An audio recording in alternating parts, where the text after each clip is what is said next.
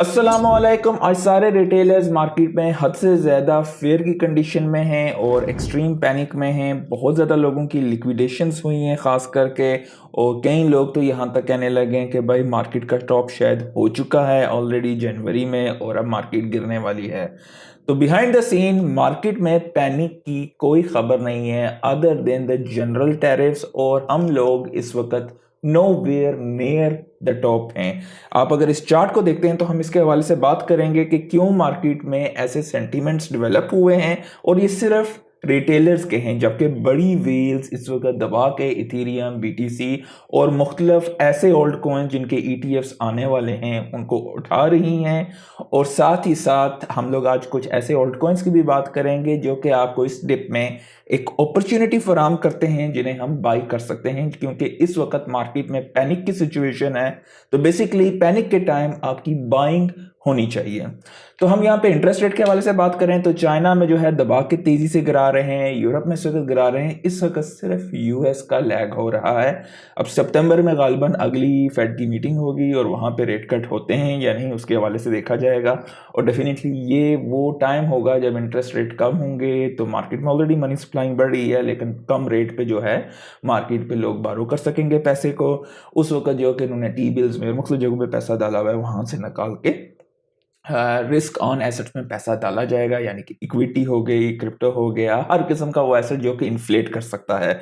तो और यहाँ पे एक नौकरी पेशा बंदा उस फेस में उसी नौकरी पेशे उतनी ही तनख्वाह में रहेगा, लेकिन जो लोग रिस्क ऑन एसेट के लिए इस वक्त सेटल्स कर रहे हैं वो उस टाइम पे जो हैं एक्सट्रीम रिवार्ड्स हासिल करके और at some stage they can exit the market. तो ये सारी चीज़ें हैं। लिक्विडिटी बहुत ज़्यादा इस वक्त सिर्फ इंतज़ार में है। इवन स्टेबल कॉइन्स की बात करेंगे आपको कि लोगों के पास स्टेबल कॉइन्स पड़े हुए हैं, उन्हें सिर्फ पैसा डालना है, सिर्फ सिग्नल्स की बात है। जो मार्केट में काफ़ी ज़्यादा पैनिक आया है, कोई ऐसी फंडामेंटल न्यूज़ नहीं है जो कि मार्केट के लिए बुरी हो अदर देन द टैरिफ्स के। भाई ट्रंप ने जो है टैरिफ रेज किया है कनाडा का 35% पे 25% से। गालबन कल से पिछले दिन गालबन इंडिया पे भी उन्होंने टैरिफ लगाया था, और अभी जो है फार्मास्यूटिकल कंपनीज को भी कहा है कि आप अपनी प्राइसेस को लोअर करो 60 दिनों के अंदर, या हर टूल को इस्तेमाल किया जाएगा अगेंस्ट देम। तो ये भी एक किस्म की बात है। इस वक्त अगर गौर की जाए तो दुनिया में सबसे सस्ती फार्मास्यूटिकल का जितना भी माल बनता है वो इंडिया में बनता है, और डेफिनेटली किस्म का मुख्तलिफ मुल्कों की जो होती हैं, ज़ाहिर बात है कि हर मुल्क चाहता है कि उनकी इंडस्ट्रीज़ को सेव किया जाए, और ज़ाहिर बात है एंड पे सारे मुल्क तकरीबन यूएस के साथ ही बड़ा बिजनेस करते हैं क्योंकि वहाँ से पैसा कमाया जाता है, बड़ी मार्केट है। तो यहाँ पर जो है डेफिनेटली उस चीज़ का कुछ पोर्शन यूएस हासिल करना चाहता है, और जो मुल्क यहाँ पर कर रहे हैं सख्ती तो उनको डेफिनेटली टैरिफ की सूरत में एक किस्म का जो है वो उन पर टैरिफ लगाया जा रहा है। अब देखा जाए तो हमारा ग्रीड कम हुआ है। अगर मार्केट में इसी तरह पैनिक 2-3 दिन और रहता है तो हमें अगर यहाँ पर न्यूट्रल या फेयर का जोन मिलता है तो वो हमारे लिए डीसीए करने के दिन से हैं, और यहाँ पर हमारी थोड़ी सी गिरी है। ऑल्ट सीजन 41 पे आया है। गालिबन 24 घंटे में तकरीबन $750 मिलियन की लिक्विडेशंस हुई हैं इथेरियम पे, बिटकॉइन पे, सोलाना पे, टोन, हाइप, बाइनेंस, बाइबिट वगैरह मुख्तलिफ जगहों पे। कुछ और खबरें उसके बाद हम ऑल्ट कॉइन्स के हवाले से बात करेंगे जो कि अच्छी परचेज अपॉर्चुनिटीज़ बन रही हैं। बिटकॉइन 115,000 से नीचे गिरा है। गालिबन सीएमई का गैप भी उसने ऑलमोस्ट फिल किया है 114,000 कुछ पे, उसकी भी बात करेंगे। इस वक्त कॉइन बेस की बिटकॉइन की होल्डिंग 11,776 है, जिसकी वर्थ अराउंड 1.26 बिलियन डॉलर की है। और माइकल सेलर की जो स्ट्रेटेजी है उन्होंने फाइल किया है 4.2 बिलियन की ऑफरिंग करेंगे ताकि मजीद बीटीसी को एक्यूमुलेट किया जा सके। तो बीटीसी अभी भी देखा जाए तो कुछ भी गालिबन मतलब वो मज़े से बैठा हुआ है, सिर्फ ओल्ड कॉइन्स आपके ब्लीड हो रहे हैं। बिटकॉइन अगर देखा जाए तो कितना एक परसेंटेज गिरा है, अगर हम यहाँ पे टोटल भी देखें तो 24 घंटे में 3% गिरा है, 2%, 2.93%। It is nothing to be honest. Binance के फाउंडर सीजी कहते हैं you will use crypto sooner और लेटर, ये बात तो रियलिटी है। और साथ साथ वाइट हाउस में जो बेसिकली इन्होंने डोनाल्ड ट्रंप ने जो है उन्होंने सपोर्ट किया है बैनिंग किया जाए कांग्रेस को स्टॉक ट्रेडिंग से। ये सिर्फ स्टॉक ट्रेडिंग की बात की है। बेसिकली नैन्सी पेलोसी काफ़ी ज़्यादा जो हैं खबरों में हैं कि वो ये कहते हैं कि इनकी तकरीबन सालाना आमदनी 175,000 174,000 के आसपास है, और उनके एसेट्स जो हैं $413 मिलियन के आसपास हैं। तो इक्विटी की बात हुई है लेकिन क्रिप्टो की बात नहीं हुई है। तो अब ज़ाहिर है देखते हैं आने वाले दिनों में इसके हवाले से क्या खबरें होती हैं। माइक्रोसॉफ्ट दुनिया की दूसरी कंपनी बन गई है हिस्ट्री में जिसकी मार्केट कैप $4 ट्रिलियन से ऊपर हुई है और ये 114,300 पे जो सीएमई का गैप था उसकी फिलिंग हुई है इस वक्त। अच्छा, ये बड़ी ज़बरदस्त किस्म की रिपोर्ट है कि यूएस में जो है इन्वेस्टमेंट फॉरेन बहुत तेज़ी से सबसे ज़्यादा बढ़ती जा रही है। पीछे साल के शुरू में कुछ बम्पर्स आए थे जब टैरिफ्स का शुरू में हुआ था तो एकदम मार्केट में पैनिक हुआ था। अब इंतहाई तेज़ी से यूएस में फॉरेन इन्वेस्टमेंट स्काई रॉकेट हो रही है और नेट कैपिटल इन्फ्लो जो है वो रीच हुए हैं 1.76 trillion over the 12 months ending May. तो दैट्स ह्यूज। तो पैसा यूएस में आ रहा है और जैसे ही इंटरेस्ट रेट कट होंगे तो ये पैसा जो है ज़ाहिर बात है कारोबार चलेंगे और एकदम मार्केट बूम होगी। आपके साथ कई दफ़ा इस चीज़ के हवाले से मैंने शेयर किया है स्टेबल कॉइन्स के हवाले से। अब इस वक्त stable coin 18th largest external holder हो गए हैं यूएस ट्रेजरीज के, यूएसडीटी और यूएसडीसी। और मेरी अपनी राय है कि अगले 3 से 4 सालों में टॉप 5 में ये होल्डर हो जाएंगे।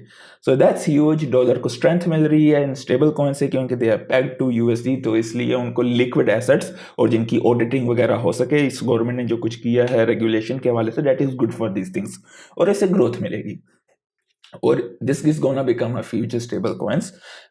तो ये अब आज हम बात करेंगे कि ऐसे कौन से कॉइन्स हैं जिनमें हम लोग इस वक्त अपॉर्चुनिटी को देख सकते हैं जो कि हमें एक बेहतरीन अपॉर्चुनिटीज दे सकते हैं। अच्छा, यहाँ पर सोलाना अब है, उसके मतलब बिटकॉइन और इथेरियम की तो हम बात नहीं करेंगे। एक्सआरपी और सोलाना में से आप एक चुन सकते हो या दोनों को रख सकते हो क्योंकि इन दोनों के स्पॉट ईटीएफ आने के चांसेस बहुत ज़्यादा हैं।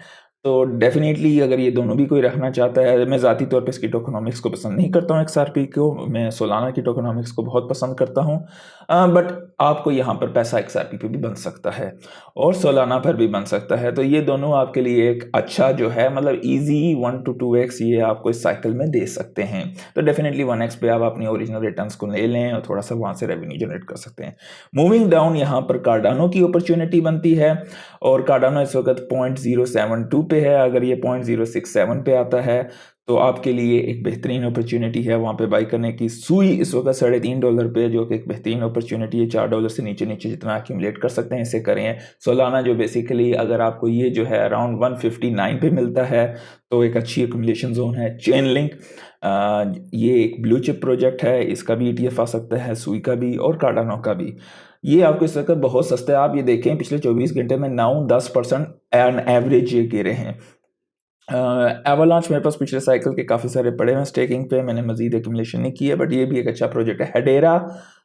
हेडेरा जो है इनके भी ETF आने के चांसेस है, कम है लेकिन है चांसेस। तो हेडेरा भी जो है एक एक्यूमुलेशन का जोन आपका बन सकता है। इसके बाद अगर हम बात करें कुछ मीम्स वगैरह की तो आपको यहाँ पे पेंगू की बात करेंगे हम। पेंगू कहाँ गया? 0.032 पे अगर मिलता है तो बेहतरीन अपॉर्चुनिटी है। बोंक बेहतरीन अपॉर्चुनिटी है और इसके अलावा नीचे जो मज़ीद और भी पेंगू के अलावा मीम कॉइन्स हैं मैंने आपके साथ शेयर किए हुए हैं। फॉर्टकॉइन हो गया दूसरे, तो ये भी काफ़ी अच्छे यहाँ पर आपको रिटर्न्स इस साइकिल में दे सकते हैं। बाय द वे बहुत सारे दोस्तों ने मुझसे ये सवाल पूछा था कि भाई आप ये भी बताएं कि किस तरीके से एक्सचेंजेस को इस्तेमाल करते हैं, मुख्तलिफ़ किस्म की एक्सचेंजेस। तो आप लोग अगर कम्युनिटी चाहती है तो मुझे कमेंट्स में ज़रूर बताइएगा कि कौन सी एक्सचेंज को मैं कवर करूं और कैसे उसमें विड्रॉल किस तरीके से हम डिपॉजिट वगैरह करते हैं, तो फिर हम लोग एग्जांपल के साथ कर सकेंगे। By the way Jupiter extremely under valued है और Jupiter is one of the best projects. अगर सोलाना पंप करेगा तो जुपिटर यहाँ पे पंप करेगा। और बाय द वे जिन लोगों को सोलाना महंगा लगता है मुझे कमेंट्स में बताइएगा। एक प्रॉक्सी है सोलाना की जिसका आप इक्विटी उठा सकते हो और कहाँ से उठा सकते हो वगैरह, तो उसके हवाले से डेफिनेटली शेयर मार्केट में कहाँ से हम लोग उसे उठा सकते हैं उसके हवाले से एक डेडिकेटेड वीडियो बनती है कि हम लोग सोलाना को किस तरीके से सस्ते दामों ज़्यादा उठा सकते हैं उसकी प्रॉक्सी को, क्योंकि इसका नैप प्रीमियम वगैरह इस वक्त काफ़ी कम चल रहा है और वो लोग सोलाना को जो है अपनी ट्रेजरी में भरते जा रहे हैं। तो अगर आप लोग चाहते हैं तो उसके हवाले से हम लोग वीडियो एक कवर कर सकते हैं। फाटकॉइन एक बेहतरीन प्रोजेक्ट है यहाँ पे। फ्लोकी भी एक ओके है, डेफिनेटली मीम पॉइंट के साथ ये सारे चलेंगे। कॉन्फ्लेक्स भी जो है इस वक्त चाइनीज़ मॉडल ये भी काफ़ी चल रहा रहा है। सोनिक भी जो है ये भी एक अच्छा प्रोजेक्ट है यहाँ पर। वर्चुअल्स भी एक बेहतरीन प्रोजेक्ट है। Radium one of the top में आता है, रेडियम और जुपिटर। ये दोनों अगर सोलाना का इकोसिस्टम ग्रो होगा तो ये दोनों रियल रेवेन्यू जनरेट करते हैं और they will make you good money. Aerodrome base का बेहतरीन प्रोजेक्ट है, बहुत अंडर वैल्यूड है इस वक्त मेरे नज़दीक। इजीली बिटवीन $3 to $5 ये इस साइकिल में चला जाएगा, तो इजीली ये आपको 2 से 3x तो दे जाएगा। पिथ भी बहुत अंडर वैल्यूड है। जैसे ही चेन लिंक ऊपर का सफ़र स्टार्ट करेगा आपको साथ साथ पिथ में भी जो है बेहतरीन किस्म के रिटर्न्स दिखाई देंगे और ये हो भी सकता है कि बिटवीन $7 to $1 ईजीली चला जाए एट दिस परचेजिंग पॉइंट। तो आपका ये 7 से 10x बनता है। बट डेफिनेटली आपके पास चेन लिंक होना चाहिए। कमेंट्स में ज़रूर पूछिएगा कौन कौन से ऐसे कॉइन्स हैं जिनको आप कवर करना चाहते हैं, तो हम अगली वीडियो में से कवर करेंगे। आज के लिए इतना ही। अल्लाह हाफिज़।